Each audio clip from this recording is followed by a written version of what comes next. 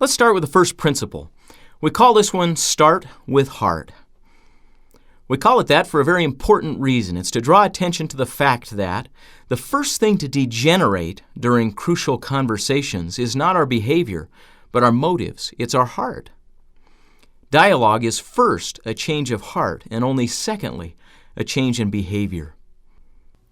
What I'll share with you are 3 intrapersonal skills the best at dialogue use to notice when their heart is in the wrong place, to refocus it on what matters most, and to avoid sliding into familiar patterns of silence or violence. In order to help make this more practical for you, I'd like to ask you to think back to your most recent crucial conversation. Think back to one that you perhaps didn't handle quite so well. Maybe you moved to silence. Maybe you pouted a little bit and withdrew.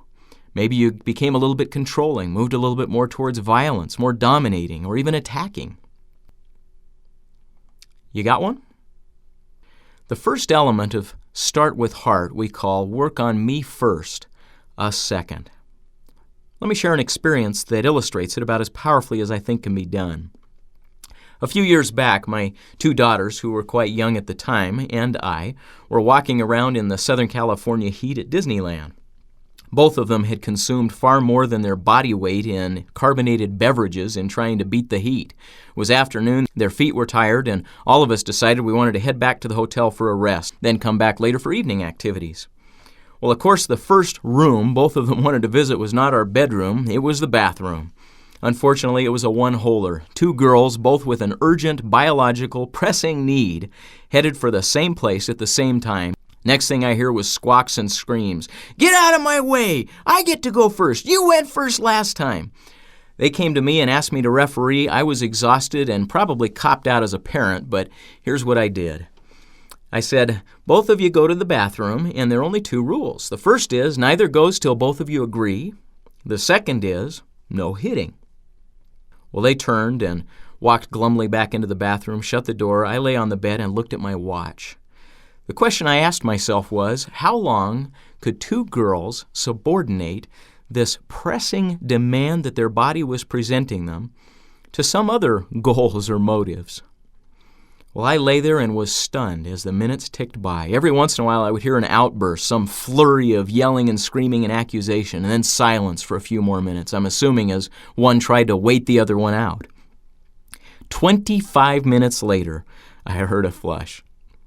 Aislinn walked out with kind of a satisfied look on her face. As she stood at the end of the bed, I said, "Aislinn, do you know how long that took?" She said, "No, but I bet you're going to tell me." I said, 25 minutes. Why did it take 25 minutes for you to go to the bathroom? What do you think her answer was?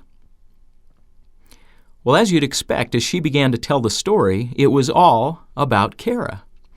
Next, I hear a flush. Kara walks out. She's at the end of the bed, looking a little less pleased than Aislinn was. I said, "Kara, that took 27 minutes for you to get a turn on the toilet. Why did it take so long?" "Because Kara, because Aislinn, because Kara, because Aislinn." Both of them back and forth for the next few minutes were convinced that the other person was completely responsible for them not being able to achieve the goal that they had in mind. It is highly significant that during crucial conversations, as we're drunk on adrenaline and our higher brain functions grind to a halt, one capacity we lose is self-awareness. That inner eye that helps us monitor our own motives and emotions goes blind. While at the same time, our external eyes, ears, and other data collection mechanisms are at peak ability. Is it any wonder that in these moments, when we aren't getting what we want, that we believe all the problem is outside ourselves? And here's the tragedy. When we shift responsibility, we surrender control. When we conclude that others' behavior is the sole cause of our misery, we place them in control of our results. When emotions run high, it's very easy for us to see what others are doing to cause our crucial conversation to degenerate. What's harder for us to see, lacking these capacities for self-awareness and introspection, is our own role. And yet, the path back to dialogue begins with working on me first and us second. So how about in your case? Think back to the interaction that you reflected on just a moment ago. As you put yourself in the heat of the moment, what were you focusing on? To what did you and to whom did you attribute the problems that were occurring in that conversation? In the heat of the battle, could you see your own role? Or were you pretty well convinced if the other person just wasn't so screwed up that things would be going better? If so, you're normal. And if so, the first step back is for us to find a way to ask the question, what is my role here? It's to work on me first and us second. Well, this first concept is exactly that, just a concept. The next two will give us a couple of tools for trying to bite into our own brain, to introduce a lever that will help our brains to move in a different direction and actually work on ourselves first. So let's jump into those. The second idea we call focus on what you really want. I want to tell you where I learned this one. I once watched an executive by the name of Greta pull off an amazing Crucial Conversations feat. There she was in front of 200 of her senior managers. She just finished a 3-hour presentation on the importance of cost cutting. This was after 6 months of being entirely ignored by this same group of managers. Finally, she opened things up for questions. She asked if people could give her some feedback or even pushback on this entire campaign. After a couple of fairly timid questions, somebody at the back raised his hand and launched. He said, "Greta, I think I know why you're not seeing much response from any of us." She became all solicitous. He said, "While we're hearing messages about how important it is for us to watch our costs, the story's going around that you're having a second office built in a satellite location and that the furniture alone is going to cost over $100,000. The conversation just turned crucial. It struck me sitting there just a few feet away from Greta that the next few seconds would determine the success or failure of the cost-cutting campaign. Oh, it's not like anybody would leave this meeting saying they didn't support it, but the effect would be the same. During the next second, Greta went through an entire series of emotions. The muscles on her face immediately went tight. She leaned forward toward the microphone, and her finger came up like a loaded weapon. But almost as quickly, I watched her go calm. She leaned back, she took a breath, and she said, "I'm glad you asked that question." During the next 30 minutes, meaning flowed freely. As soon as the meeting ended, I tracked Greta down and asked her to tell me what happened during that split second. She said, "When I heard that question, my first inclination was to knock this guy's legs out from under him." Now let me pause. Think back to your own crucial conversation. What did your motives become as emotions began to heat up? By looking at your behavior during that crucial conversation, what does it appear that you wanted most? As I asked Greta that question, she was crystal clear. She said, "My number one priority during that first second after the question was to save face in front of these senior managers. I couldn't believe this guy had the gall to take a shot at me in front of this important group." But almost as quickly, a question popped up in my mind. What was the question? What do I really want here? What do I really want? Just as quickly, the answer emerged. What I really want is for 200 managers to leave here motivated and able to support the cost-cutting effort. As soon as that thought crystallized in my mind, my entire feeling toward that manager changed. It changed from resentment to gratitude. I could not have asked for a better question than the one that was just now presented to me. In fact, this manager had served up to me on a silver platter an opportunity to address a root cause issue I was entirely unaware of. Do you understand now what we mean by start with heart? During crucial conversations, the first thing to degenerate is our motives. We start to move towards lower goals, whereas earlier we might have had some positive aspiration like maintaining a relationship or solving a problem. We now start to pursue things like saving face, or keeping the peace, or being right, or winning, or looking good, or avoiding conflict. Can you see how, if those motives start to possess my consciousness, that I'll start to move predictably towards silence or violence? In Greta's case, saving face became the motive. Now, interestingly, she didn't get to vote about the change in her motives. It happened to her. The difference between the dialogue smart and the rest of us during crucial conversations is not that they don't feel defensive. It is not that their motives don't move lower sometimes towards some of these other objectives.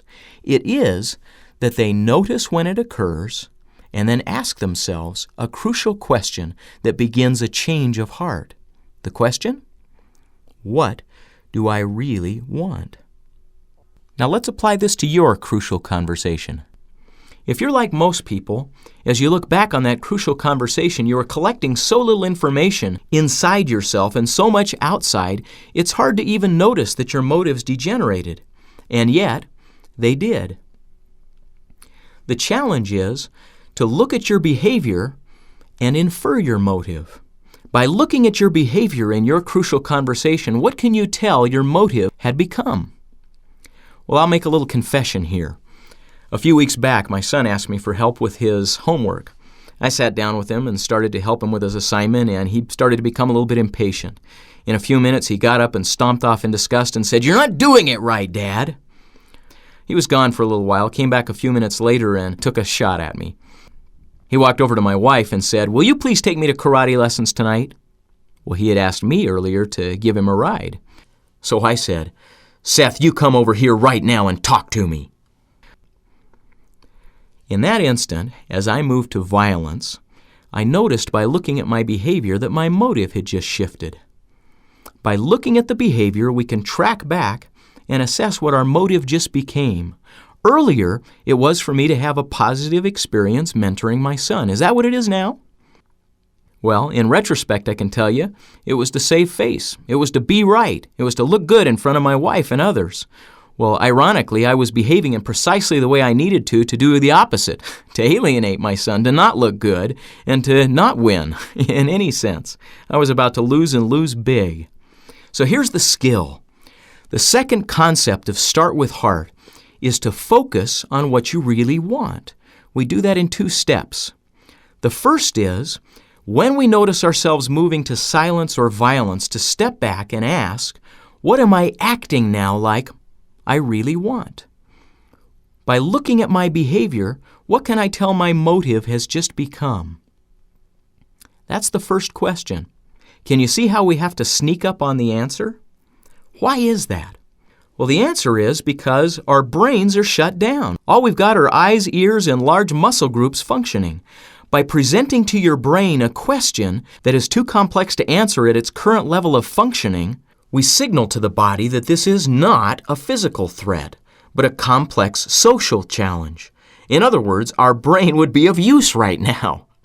Slowly, sometimes very slowly, blood is restored to the higher functioning centers of the brain. And then we find ourselves capable of answering the second question.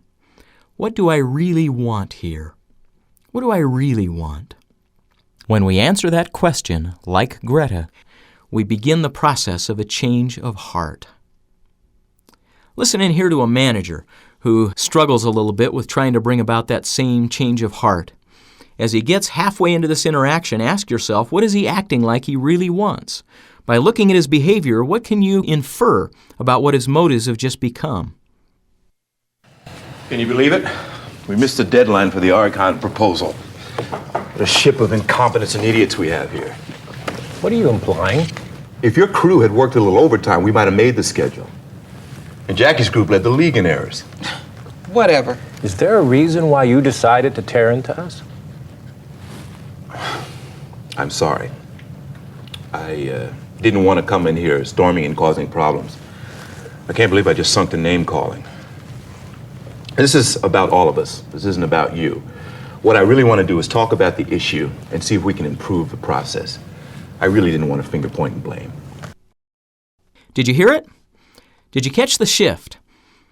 Did you notice the moment in time when it appeared as though he was going inside of himself and turning his brain back on? You'll notice throughout this series that the way we'll help you turn your brain back on is through questions. Questions have an interesting effect on the brain. They irritate it. When I say to you, what's 4 times 7?